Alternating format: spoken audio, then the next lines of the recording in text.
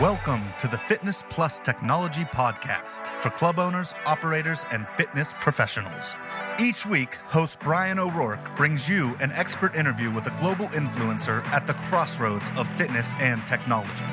You gain the insights, tools, and inspiration you need to stay connected to the pulse for what matters most for your business in the age of exponential technologies.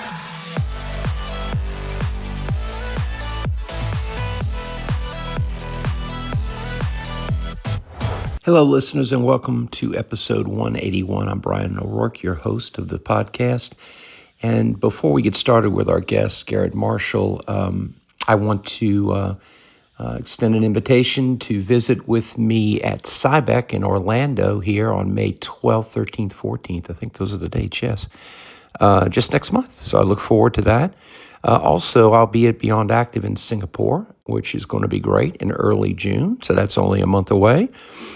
These are both great events, and I get to speak at both of them a keynote on some new ideas and thoughts that I hope you'll appreciate. Of course, I'll be sharing those as well post-event for your enjoyment online. So check those out. As well, I hope you had an enjoyable spring vacation. We're heading towards summer as it's heating up here in North America. So I look forward to a wonderful summer ahead, and I hope you have a wonderful summer ahead as well. Well, as to our guest, Garrett Marshall, I've known Garrett for many years. He's been a prior guest on the podcast. He's currently working on some new ventures that he will talk about in our interview. In the past, he served as president of Xponential Plus, CEO of Fitness on Demand. He's been an operational part of Lifetime Fitness, as well as other, stellar organizations. He serves on the Fitness Industry Technology Council board. I get to collaborate a lot with Garrett and enjoy his insights and thoughts. So, without further ado, let's bring Garrett on the show. Welcome, listeners, and as I said in the intro, it's always good to see my friend Garrett Marshall. Unless you've been living under a rock, you wouldn't know. But Garrett's background in fitness and technology is pretty exceptional. I know I'm not going to go into too much more detail because of that after the intro. From being an operator in Lifetime Fitness to being CEO of FOD, he of course sits on the board of the Fitness Industry Technology Council. He was the president of Xponential Plus. He's started Wellbuilt Ventures, and we're going to get into precision health, one of his recent endeavors. Garrett, thanks for making time a couple days before Easter. Thank you. Thank you for having me. It's always funny because we know each other well and have known each other for a long time. And of course, you've been a big mentor of mine. But given our work lives, sometimes this is the only opportunity we get to chat for 30 or 60 minutes. Yeah, for those of you that don't know, Garrett's not too far away from the offices here. I think we've seen each other like 3 or 4 times. I've been out here for a year and a half, but you're right. Sometimes we spend more time digitally than we do physically, and there's no need for that. But I guess when you have a lot going on, it's hard to coordinate, as well as a beautiful family that you're raising. So thanks for making time, my friend. Thank you. Thanks for having me. I always enjoy chatting with you, Garrett, because we always have free-flowing conversations, and I really enjoy those things because as we talk about, there's the ideas of things in general. You hear people talk about technologies, or let's say you see outliers like NVIDIA, which is, and then people see those successes and they use them as examples in their own minds to move forward. But there is this increasing gap between great ideas and execution. And, where you get very excited about what the possibilities are, but then the rubber has to hit the road. And, as you would mention before we got started, this has to do a little bit with precision health, because in the fitness industry right now, there's that gap. People are looking at GLP-1s, peptides, other wellness pursuits. And I know with Xponential Plus, you were part of the digital aspect of Xponential, which was taking ideas of technology and then actually making them executable to drive business results.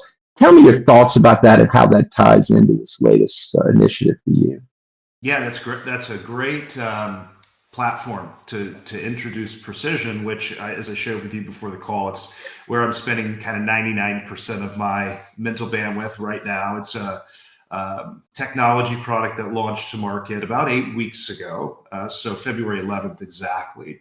But how your question pertains to that, yeah, that is a real challenge, right? A lot of people are familiar with the S curve, so the trough of disillusionment and these sorts of things. So it's so easy. It's hard to navigate, but it's so easy to stay concentrated on what can really be impactful to your business and ultimately your customers, because that's of course what matters, and not feature chase. I've said before to my teams in the past, it's probably more important that we know what not to do rather than what to do, right? And that is it closely ties to the genesis of this new product, Precision Health Platform. So to take a step back, as you pointed out, I spent 5 years with Xponential, running the direct-to-consumer business unit.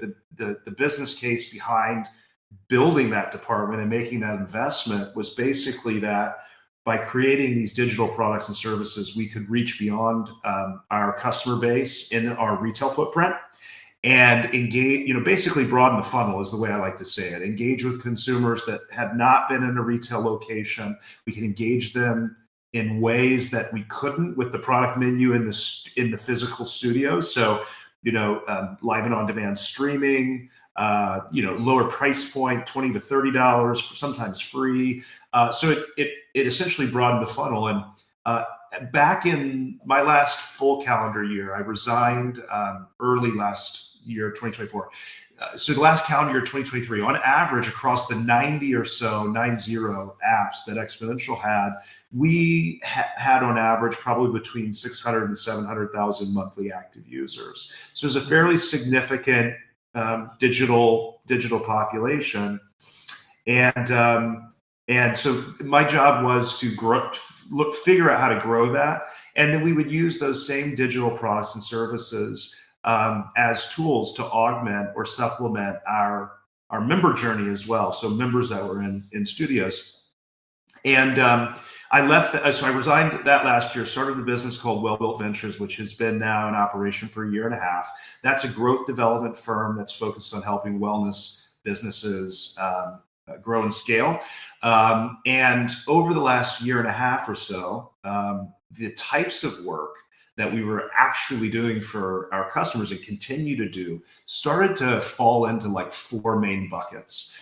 So one was business development, obviously, things like sales enablement, sales augmentation, support with strategic partnerships and those sort of growth opportunities. Customer acquisition was bucket 2. Value engineering is what we call bucket 3, which has more to do with strategies and tactics that focus on bottom line growth, so lifetime value optimization, those sorts of things. And then this 4th bucket called precision health integration. What's precision health integration? I still don't know if that's a great label to apply to this, but anyone listening to this who's participated in industry events over the trailing 12 months will know, probably even longer than that, like all the conversations seem to be about these adjacent wellness offerings. As you pointed out earlier in the question, GLP-1, longevity, contrast therapy, recovery in general. What do we do about this, et cetera, et cetera? And that was definitely, there were challenges which we can get into if you'd like to later on, that I experienced in that same regard at Xponential. And so that's probably where the mental seeds or the subconscious seeds were initially planted. But after launching Wellbuilt Venture at the beginning of last year, 2024, every prospect that I talked to, all the clients that we work with in that business, who we were engaged with for growth, we're talking about the same thing.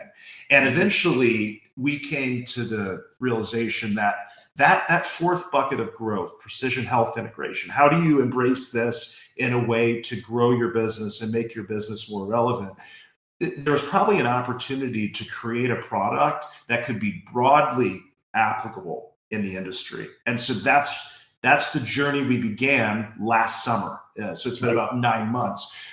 Fundamentally, we can talk about what the product is and so forth, but just to come full circle on your question, fundamentally, this technology is designed to give fitness providers a practical approach for addressing the wellness market segments, which are non-fitness. So you've got supplements and medicine, nutrition, beauty and personal care, sleep and recovery, and mental health. So the 5 wellness segments that are not fitness, the 6 would be fitness, and that makes up wellness.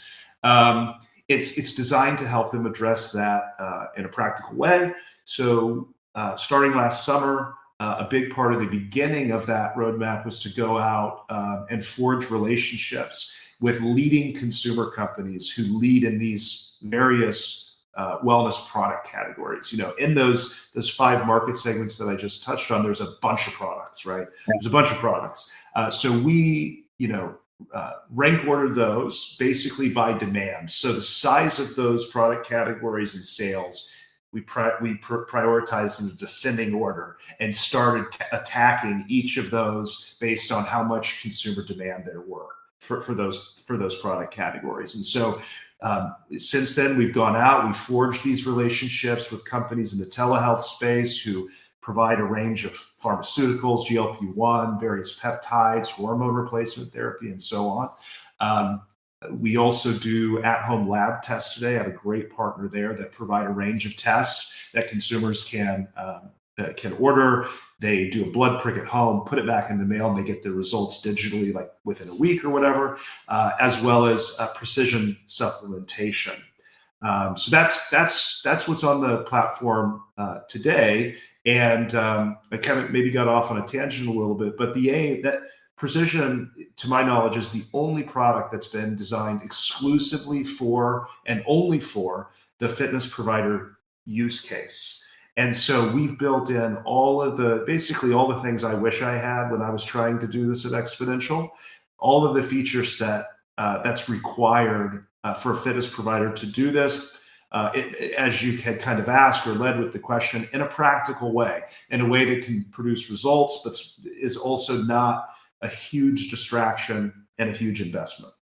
Yeah, because, and thanks for explaining that. So as a practical matter, as you know, being in the business a long time, owning companies who try to do things, it's one thing to say, well, I'm going to augment my current business model with a service or with a product. And for example, that in, typical fitness, let's say gym facilities, just executing appropriately apparel as an offering, or let's say a smoothie bar as an offering, or getting into these more recent phenomenons like the peptides or other things. There's the idea of that, the hype cycles you're referring to, and then the vast majority, in my opinion, fail. I mean, they don't even. A lot of operators don't even execute personal training well. With many locations offering that across brands and generating, 3 and 4% of revenue through PT, when we know best outcome operators can be well into the double digits. So these ideas are easy to talk about, but they're not simple to kind of plug in.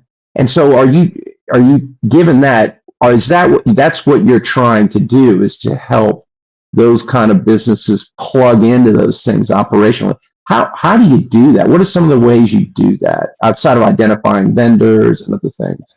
Yeah. That's an actually great analogy, which I haven't thought of before. Is like, this is not all that different of an idea to selling other ancillary services. And I would agree with you. My experience has been, everybody's tried supplements. I've seen some of the businesses we've been involved with have tried multi-level marketing for nutrition and stuff, and nothing really sticks, right? And I'll answer your question directly, but let me just be fully transparent and take one step back. So when I was at Xponential, especially in that last year, I probably had 10 large consumer brands call me per week from the various different product categories, the Hims and the Hers of the world, and these type of groups, right? Because as I pointed out, with the large scale number of monthly active users, it was a material opportunity. On the flip side, it was also, from a commercial and financial point of view, very intriguing for me and for us at Xponential, because certain product categories, if you want to we brought the example up of pharmaceuticals. So GLP-1, hormone replacement, these are things that are really impactful to an individual's health if they have a need there, and they're fundamental. And so consumers who use these to improve their health, they normally stay on indefinitely. For us, our AOV, average order for a pharmaceutical customer, is over $200 per month. And so, we had most of these consumer companies that were coming to me at Xponential were kind of single product businesses. And their proposal was typically like, give us your database of customers. We're going to market to them, and anything we sell, we'll share with you, whatever, 15, 20%, it depended on the vendor. What was really interesting financially is that, especially at scale, really starts to add up. If you take a customer, a pharmaceutical customer who's paying $200 a month, you get $40 on a 20% rev share, but even you continue to collect that even when they leave your business, even if they cancel their membership, right? So it really almost fundamentally changes the revenue paradigm for a conventional membership-based business. And so you could do the math really quickly, oh gosh, yeah, this is a great opportunity financially, but in the meantime, we're going to improve this member's life. We're going to make them much healthier by bringing in these solutions. So financially, great. Operationally, not at all. Couldn't work at all. And the reason, there are a lot of reasons, which I've talked about to a lot of people, which is, we had a view, we wanted to achieve a certain level of quality in the member experience. We wanted the messaging to be integrated. We wanted reporting and visibility. We wanted to offer programming we wanted to offer programming ourselves that would better serve, in terms of fitness, movement, mobility, all these things, that would better serve those populations, right? If you are on GLP, as everyone knows, and it's kind of a trope everybody talks about, there's a risk of the loss of lean mass, right? So if we're going to offer that product, the right thing to do, we felt, for member experience, is also have the programming that supports that, to make this holistic and bring it full circle. Not a chance with any of the, and the reason is that, these really large, take Everlywell, which is a at-home test company with a $5 billion market cap. They don't really care about the pennies that are available over here. They thought of us as a marketing affiliate. It was literally give us your customer list and we're going to target them. No messaging integration. We had no control or visibility over what was happening. And at the end of the day, it just violated our data policy. So we couldn't have done it regardless. So I share that background because those were all of the challenges that I experienced firsthand that went into the design of Precision Health Platform. So we try to eliminate, and here I'll give you the list of what some of those things are. We try to eliminate basically that, a lot of that heavy lifting on the operator. So number one, it starts with the due diligence and vetting of our partners, right? It would be very difficult, unless you're in the top 1% of the industry and have that sort of buying power and scale, to go out and do deals with these groups anyways. Right. But there are also a lot of them that do it. So we perform that due diligence. When we're looking at vendor partners, first of all, Precision is not a marketplace. So we will never have vendors in the same category. It's not a marketplace. It's a suite of very curated products that all work together. And so in that way, it's much more of a curated menu than it is a marketplace. So we have to be very selective about those partners. We're looking at criteria like, number one, how much demand is there, right? We can go out and look at last 30 days, trailing 12-month website visits. We can go out and look at press. And we're trying to partner with and identify those brands in these categories who are the most in demand. Why? Because if you're a fitness provider and you want to integrate this, rather than trying to recreate the wheel, you're better off leaning into the experts who wake up and do whatever that product is every day. And consumers are already brand aware of those types of vendors, because that strengthens your value proposition. We're looking at customer satisfaction, rating and reviews. So not only how well are they known, but how well do they provide service to customers. Third, technology. Our partners have to have really robust modern technology capabilities because of the fact that all of our clients get the data back. So when members of our client locations engage with products on our platform, they get all the data back. So that's a major component of how we do due diligence for our vendors. Moving beyond that, we have, best way to think of it is a plugin or landing page. So every one of our clients, just to get to kind of the brass tacks here, when they join Precision Health Platform, they get let's call it a landing page, although it's a little bit more than that, but that's a simple way to understand it. They get a landing page, which is a branded experience that they bolt on to their website and into their mobile apps if they choose. So now they have a section of their website and a section in their apps where their prospects and members can go to discover and browse the products that are available through our platform. So that's pre-built.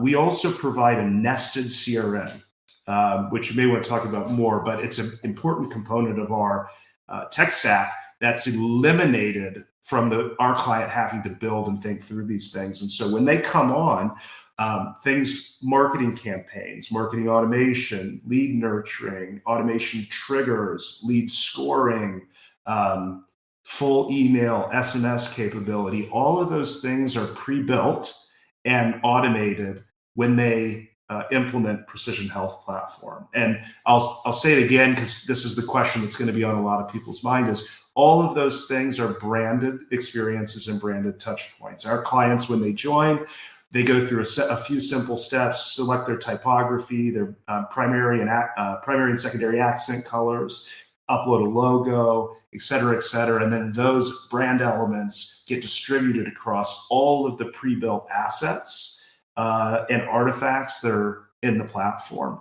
And then I won't go on and on, but then that's sort of the core. And then all of those things roll downhill to things like pre-built reporting and dashboards, so that our customers can see what products and services are working.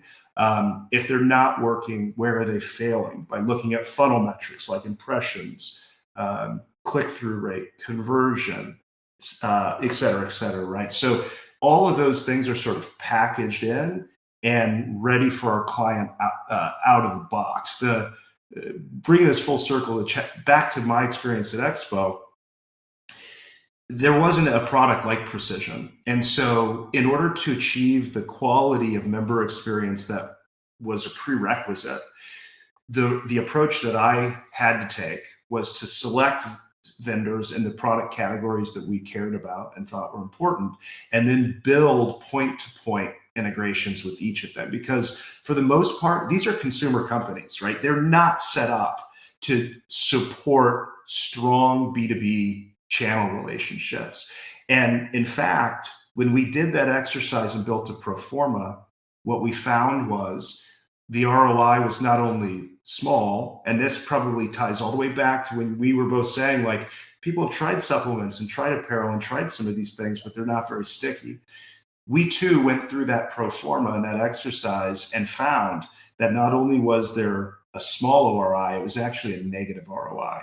When you compared the sales opportunity for these products and services, and then we calculated the cost to do all the technical integration and then support it on an ongoing basis, we figured that it was probably a loss.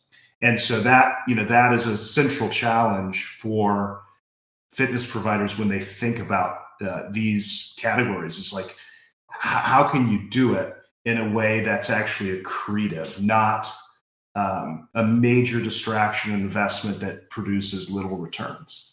Yeah, Garrett, I think you proved my point, because I think a lot of our listeners won't know half of what you're talking about, which is where the execution issue comes in, right? Because, like what even accretive means to some, they won't know what that means. But the point is that when it comes to offering these things as an add-on, if you don't really have those tools, it's a landing page, pre-built communications, the systems to manage your funnel, if you don't have those, then delivering this in a way that makes economic sense for an operator is very difficult, if not impossible. So, I think that, that is where the secret sauce is, because in implementation of these kind of initiatives and other organizations I work with, that's where things really fall down. I mean, they come up with that idea and then they go to execute it and they wonder why they're not having the results. And it's all that stuff you just described that's part of that. If you can't make that easy to do, then don't even try. What categories out of all the things that you're doing in wellness? You talked about mental health. You talked about, of course, the GLPs and different peptides, et cetera. What are there a couple of categories so far that you think are going to be more appealing than others? Well, I know what the answer is to that, objectively speaking, because there's so many product categories. It's like that thing you asked in the beginning, like how do you avoid chasing the shiny penny? And so our analytical approach to that was like, let's just identify all the product categories, identify their annual sales, which would be a proxy for how much consumer demand there are for these sorts of things, right? And then rank them in a descending order. So at the very top of that list is, in fact, the pharmaceuticals, which won't be shocking to anybody. As of the end of last year, like one in 8 Americans had taken at least one course of GLP. I mean, it's the most prescribed medication in history. But one of the silver linings, I think, with that phenomenon is it's also opening up the industries and it's just society in general, opening their eyes to how impactful some of the things that are out there and have been more niche historically actually can be. I don't know the exact number, but when one of the categories that's really become emergent is bioidentical hormone replacement therapy, which is focused on women. So, most people will be familiar with testosterone replacement therapy, which is the approach to hormone replacement for men. For women, it's a formulation that includes several compounds, progesterone, estrogen, et cetera, right? I don't know what the exact number is, but I've talked with, and this is why we lean into experts in these categories rather than trying to recreate the wheel. But I've heard from our partner Thrive Lab that, a large percentage, it could be, I'm going to guess 70% or more, 75% or more of women over the age of 35 are candidates for bioidentical hormone replacement therapy. And so that pharmaceutical category really trending, but we're going to see the doors blown off in the kind of peptide quasi-pharmaceutical world, because GLP-1s right now are the tip of the iceberg. What modern technologies, AI, the unbridled compute power that we have today are doing is they're allowing synthetic testing in a virtual environment to discover all sorts of new drugs. And so there's a backlog and host of things that are coming behind things like GLP-1s. And so, I think if there was as much as none of us agree with this, I think that if there was a magic pill that everybody could take, we joke about it in the industry, everybody take it, right? I mean, there is an innate human desire. It's the Darwin survival of the fittest, natural selection.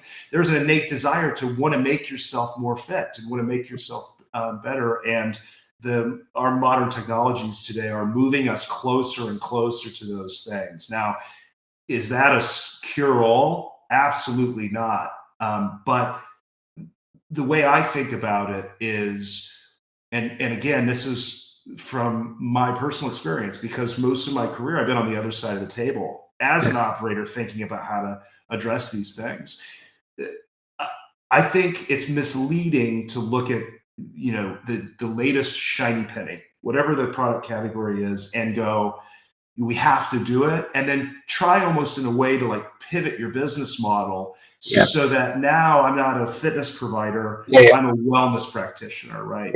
That I think is a little misguided. Really what you want, and what I would argue to people you absolutely have to have in the intelligence era, is you have to at least have exposure to. You have to recognize, number one, that your member has a broader broader understanding and broader goals for their overall wellness. And fitness and exercise, of course, are one really, really important component. So if you want to continue to be able to deliver as a best-in-class provider of fitness, you need to be able to at least have exposure to these other things that are hyper-relevant to their overall health, right? And that's one of the reasons why we provide all the data back to our client.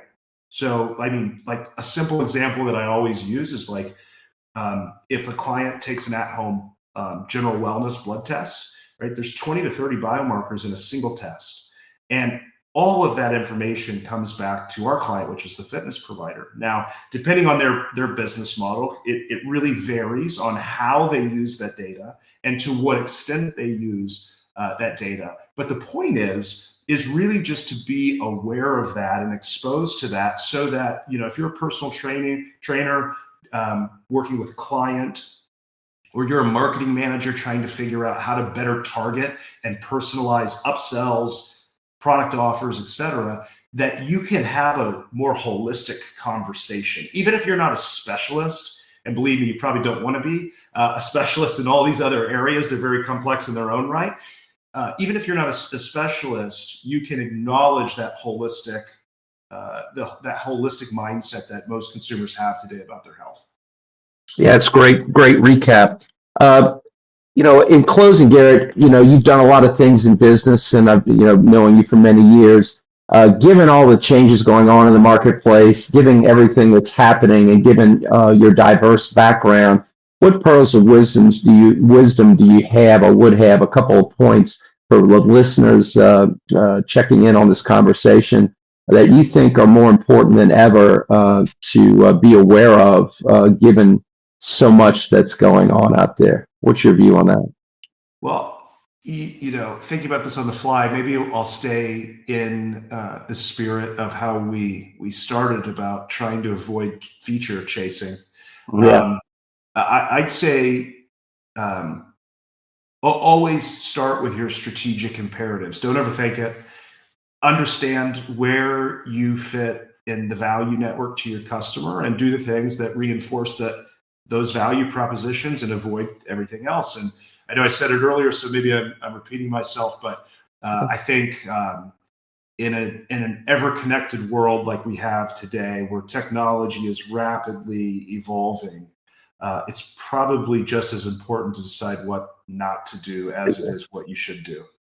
That's true. That is so true. People don't really understand that sometimes, I think, because if your experiences are more refined and maybe a little more limited, it's probably not as impactful as those words of wisdom as if you have a very broad background of experiences. Because I think you're right. That's what strategy ends up being, is making choices not to do things. And certainly if you're very focused on that, your ability to adopt a platform like yours or do other things that are very tied to execution of the details that make those things happen become easier to absorb, versus getting bored with one thing and then jumping to the next thing, right?